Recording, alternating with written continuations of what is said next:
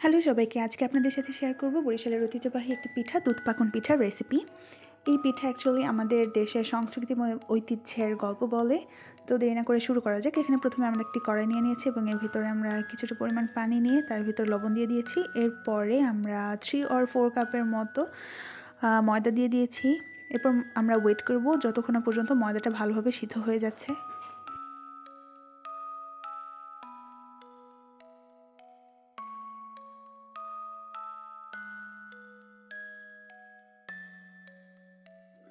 এরপর আমরা সেদ্ধ ময়দা একটি বাটিতে তুলে নেব এবং 2টি ফ্যাটানো ডিম সিদ্ধ ময়দার সাথে ভালোভাবে মিশিয়ে নিব, যাতে আমাদের পিঠার ডোটি অনেক সুন্দরভাবে তৈরি হয়ে যায়।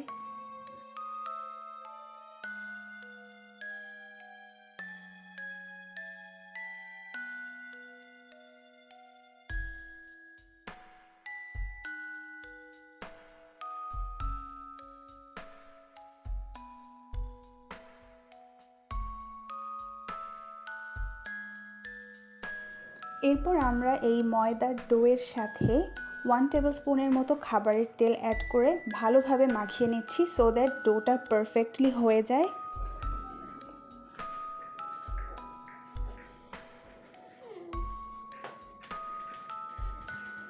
আমরা ডো থেকে কিছুটা অংশ নিয়ে এর এপিঠ ওপিঠ ভালোভাবে তেল ব্রাশ করে মোটা রুটির মতো বেলে নিব।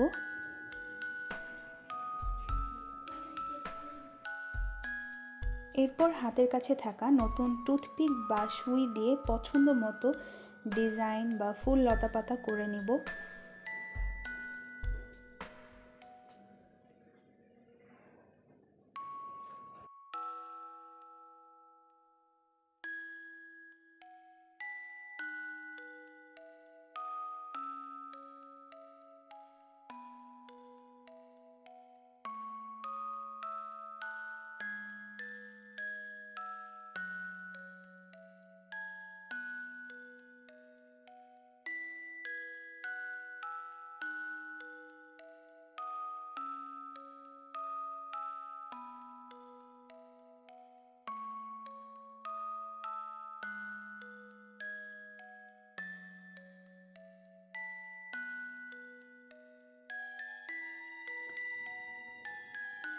এটি যে আসলে শুধুমাত্র বেলে এরপর ডিজাইন করতে হবে ব্যাপারটি এমন নয়। এটি ছোট ছোট অংশ এভাবে হাত দিয়ে প্রেস করেও বিভিন্ন ধরনের ডিজাইন তৈরি করা যায়।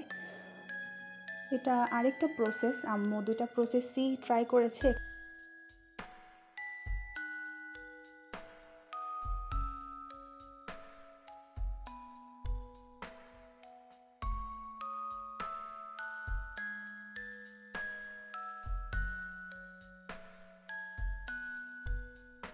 এরপর মিডিয়াম হিটে মোটামুটি ডুবো তেলে পিঠাগুলোকে ভেজে নিতে হবে।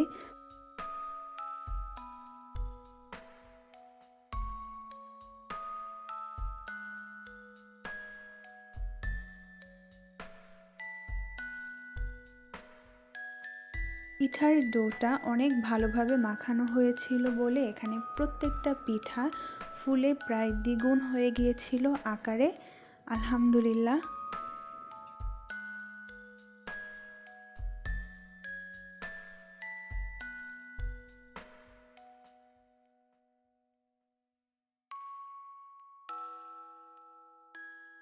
তো আমাদের পিঠা ভাজা মোটামুটি শেষ।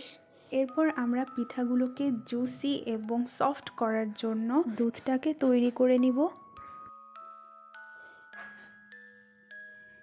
এরপর এর ভিতরে একে একে আমরা এলাচি, দারচিনি এবং তেজপাতা দিয়ে দিব।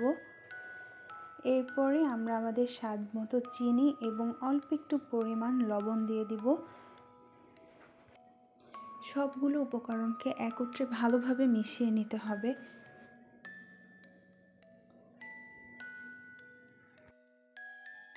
দুধটা কিছুক্ষণ ফুটিয়ে নেওয়ার পরে অল্প একটু ঠান্ডা হয়ে গেলে আমরা বাটিতে নিয়ে নিব এবং আমাদের ভেজে রাখা পিঠাগুলো এখানে দিয়ে দিব একে একে।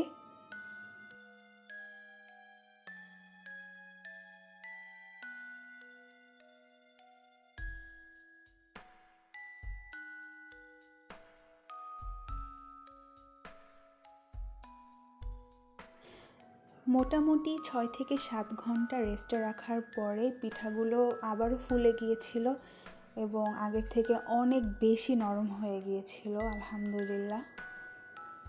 তো এটা হচ্ছে আমাদের পিঠার একদম ফাইনাল একটা লুক। এটা দেখতে যত বেশি সুন্দর হয়েছিল, খেতে আলহামদুলিল্লাহ তার থেকে শতগুণ বেশি ইয়াম্মি হয়েছিল। আই রিয়েলি হোপ যে আপনারা সবাই আমাদের এই রেসিপিটা অনেক বেশি পছন্দ করবেন।